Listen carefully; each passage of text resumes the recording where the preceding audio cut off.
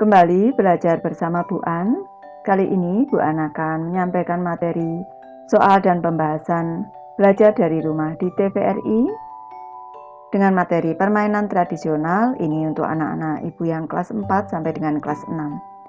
Materi ini tayang di TVRI hari Kamis 23 Juli 2020.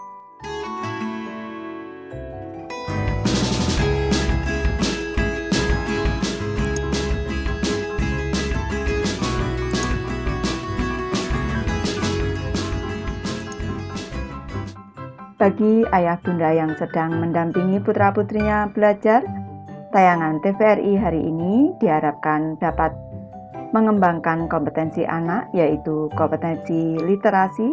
Yang pertama, menuliskan tanggapannya terhadap bacaan menggunakan pengalaman dan pengetahuannya, serta menulis esai pendek untuk menggambarkan pengamatan dan pengalamannya dengan lebih terstruktur. Ini ada dua tayangan anak-anak, yang pertama game jadul dan yang kedua adalah anak Betawi bermain deng-endengan. Ada dua tugas yang harus dikerjakan anak-anak. Baik, Ibu langsung ke pembahasan anak-anak. Untuk soal yang pertama, bagaimana pendapatmu tentang permainan anak zaman dahulu dan permainan anak zaman milenial dengan teknologi yang jauh lebih canggih?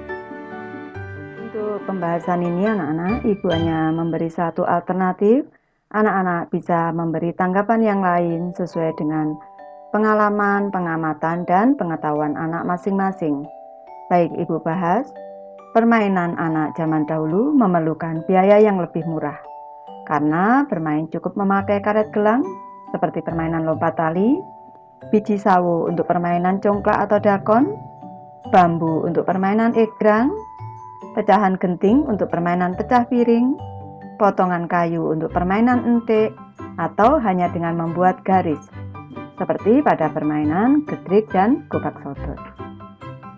Permainan anak zaman dahulu banyak menggunakan aktivitas fisik seperti berlari, yaitu pada permainan bentengan, petak umpet, seperti itu. Selanjutnya melompat. Melompat itu pada permainan gedrik dan lompat tali, serta melempar. Ini seperti pada permainan pecah piring. Selanjutnya, permainan anak zaman dahulu melatih anak untuk bekerja sama karena biasanya permainan dalam bentuk kelompok seperti permainan gobak sodor dan bentengan.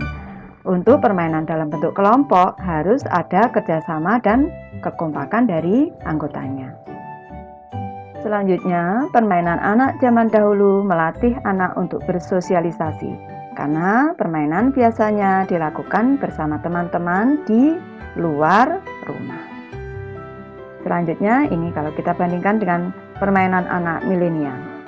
Permainan anak milenial lebih banyak menggunakan gadget yang bersifat individu serta banyak dimainkan di dalam rumah, sehingga aktivitas anak kurang aktivitas fisik di luar rumah.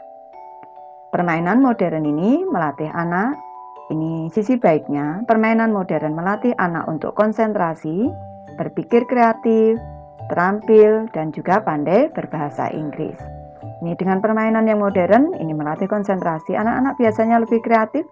Dengan permainan yang ada di gadget, lebih terampil dan juga pandai berbahasa Inggris.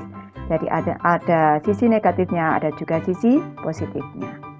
Jadi sebaiknya kita biasakan bermain permainan tradisional dan modern. Jadi kita bermain keduanya anak-anak untuk bisa mengambil sisi positif dari keduanya. Soal nomor 2, permainan tradisional apa saja yang pernah kamu mainkan bersama teman-temanmu? Jelaskan seperti apa permainan tradisional tersebut. Baik, ini Ibu hanya memberi alternatif saja anak-anak, karena permainan tradisional biasanya tergantung dari daerah anak masing-masing. Ini biasanya permainannya bisa Baik anak-anak, untuk pembahasannya ini Ibu hanya memberi alternatif saja karena biasanya anak-anak memiliki permainan tradisional masing-masing sesuai daerah. Ini Ibu contohkan saja permainan lompat tali, congklak, dan petak umpet. Bermain lompat tali menggunakan tali dari karet gelang yang dipegang oleh dua anak dan anak-anak yang lain melompat. bermain congklak menggunakan papan dan biji-bijian. Dua anak bermain bergantian memasukkan biji-bijian ke dalam lubang papan. Selanjutnya, bermain petak umpet, satu anak menjadi penunggu dan anak-anak yang lain bersembunyi. Ibu sudah selesai membahas materi ini. Terima kasih anak-anak sudah menonton.